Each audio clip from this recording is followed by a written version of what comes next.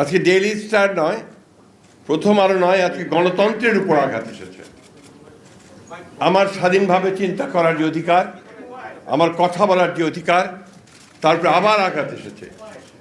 জুলাই যুদ্ধের উপর আঘাত এসেছে, কারণ জুলাই যুদ্ধ ছিল এই দেশের মানুষের অধিকার প্রতিষ্ঠার যুদ্ধ। আজকে সেই জায়গায় আঘাত এসেছে। তাই আমার অনুরোধ আপনাদের কাছে, কোনো রাজনৈতিক চিন্তা দল নয়, সংগঠন নয়, সকল গণতান্ত্রিক মানুষের এখন এক হওয়ার সময় এসে গেছে।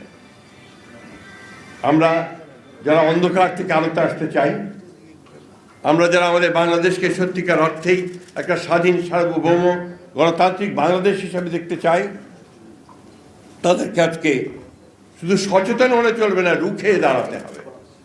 এখন রুখে দাঁড়ানোর সময় এসে গেছে।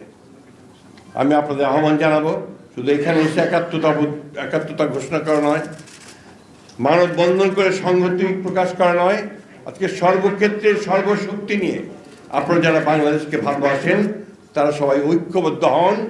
এই অপশক্তিকে রুখে দিতে হবে।